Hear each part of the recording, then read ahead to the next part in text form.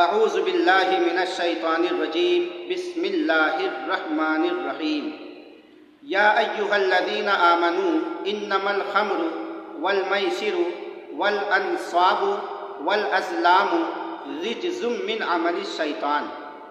ناظرین کرام، آیت مذکورہ میں 4 چیزوں کا تذکرہ کیا گیا ہے اور انہی 4 چیزوں کی ممانعت بھی کی گئی ہے۔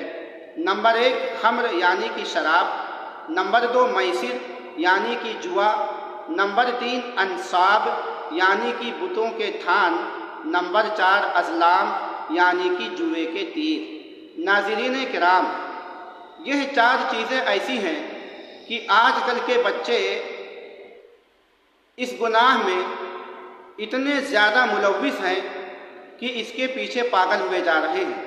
چنانچہ آج کی اس ویڈیو میں ہم شراب کو چھوڑ کر میسر یعنی جوا کا پوسٹ مارٹم کریں گے۔ آپ تفصیلی معلومات کے لیے ہمارے ساتھ اس ویڈیو میں آخر تک بنے رہیں۔ ناظرین کرام، جوا کی شروعات جاہلیت عرب میں اس طریقے سے ہوئی کہ 10 آدمی ایک اونٹ کے ذبح کرنے میں شریک ہوا کرتے تھے اور 10 حصے بھی لگتے تھے، ساتھ ہی ساتھ 10 تیر بھی ہوا کرتے تھے، جن میں سے 7 پر 1 حصہ 2 حصہ 3 حصہ اس طریقے سے لکھا رہتا تھا۔ پھر ان تیروں کو ترکش میں ڈال کر ہلانے کے بعد لوگوں کے نام پر نکالا جاتا تھا۔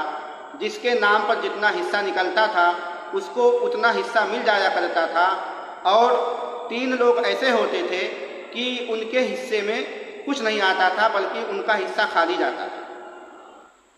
اور ستم ظریفی یہ بھی رہتی تھی کہ جس کے حصے میں کچھ نہیں آتا تھا اس کو پورے اونٹ کی قیمت ادا کرنی رہتی تھی۔ ساتھ ہی ساتھ میں یہ بھی ہوتا تھا کہ جن لوگوں کے نام پہ حصہ نکلتا تھا وہ لوگ بھی کچھ نہیں کھاتے تھے۔ جن کے حصے میں گوشت نکلتا تھا وہ لوگ گوشت نہیں کھاتے تھے بلکہ اپنے بجائے دوسرے غریبوں کو، یتیموں کو، مسکینوں کو کھلا دیا کرتے تھے۔ اس کے کھلانے کی وجہ سے وہ لوگ اپنے آپ کو سخی، فیاض اور دیالو سمجھتے تھے، اور اس کام کو، اس جوا کو وہ فخریہ عمل گردانتے تھے اور یہ سمجھتے تھے کہ ہم لوگ بہت بڑے سخی ہیں، فیاض ہیں، اور جو لوگ اس میں حصہ نہیں لیتے تھے، جو لوگ اس طریقے کا جوا نہیں کھیلتے تھے، ان کو کنجوس اور مکھی چوس کہا کرتے تھے۔ تمام کے تمام صحابہ کرام، تابعین، تبع تابعین اس بات پر متفق ہیں کہ قمار ہو یا میسر، اس میں جوے کی تمام صورتیں داخل ہیں اور تمام کی تمام صورتیں حرام بھی ہیں۔ ابن کثیر نے اپنی تفسیر میں اور جساس نے احکام القرآن میں نقل فرمایا ہے کہ مفسر قرآن حضرت عبداللہ ابن عباس، ابن عمر، قتادہ اور معاویہ ابن صالح رضی اللہ عنہم، اور اسی طریقے سے حضرت عطا اور حضرت طاووس رحمۃ اللہ علیہما نے فرمایا ہے کہ المیسر القمار فی لعب الصبیان والکعاب والجوز، یعنی قمار اور میسر یہ دونوں جوے کی صورت میں داخل ہیں، یعنی جوا ہیں، چاہے وہ لکڑی کے گٹکوں کے ساتھ کھیلنا ہو، یا چوسر ہو، یا شطرنج ہو، یا لوڈو ہو، یا کسی اور طریقے کا کوئی گیم ہو جسے لاٹری کہتے ہیں، یا مان لیجئے جسے کرکٹ کہتے ہیں، فٹ بال کہتے ہیں، والی بال کہتے ہیں، یا کوئی اور گیم کا نام دیا جاتا ہو جس میں مخاطرہ پایا جاتا ہو۔ حضرت عبداللہ ابن عباس رضی اللہ عنہما نے فرمایا المخاطرۃ من القمار، یعنی مخاطرہ کیا ہے؟ قمار میں سے ہے، میسر میں سے ہے، جوا میں سے ہے۔ مخاطرہ کسے کہتے ہیں؟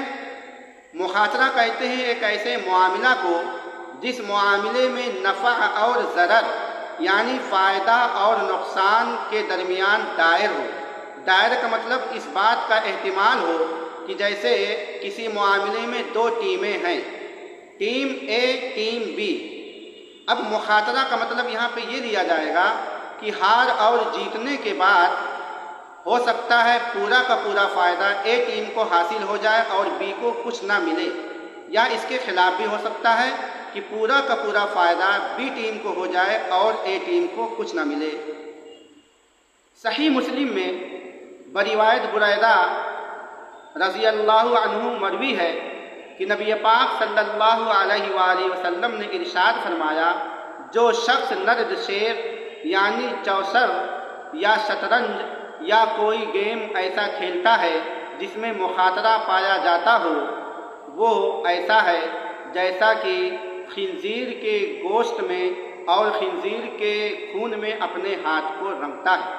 چنانچہ المخاطرۃ من القمار کے تحت میں آپ کو بتلا دوں کہ آج کل موبائل اور کمپیوٹر کی دنیا میں آف لائن ہو یا آن لائن ہو، ایسے گیم آ گئے ہیں جس میں مخاطرہ پایا ہی پایا جاتا ہے۔ اس کی صورت یہ رہتی ہے کہ مان لیجئے گیم بنانے والے نے ایک گیم بنایا اور اس میں 50 لوگ شریک ہوئے، اب اس میں سے ہر ایک نے ایک روپیہ ملایا، جیتے گا ایک ہی شخص، اور اب ایک شخص کو اٹھا کر 50 روپیہ دے دیا گیا، باقی 49 لوگ منہ دیکھتے ہی دیکھتے رہ گئے۔ اب اس میں مخاطرہ پایا گیا اور دل شکنی بھی پائی گئی۔ اسی لیے قرآن نے منع فرمایا ہے، کیا کہا ہے؟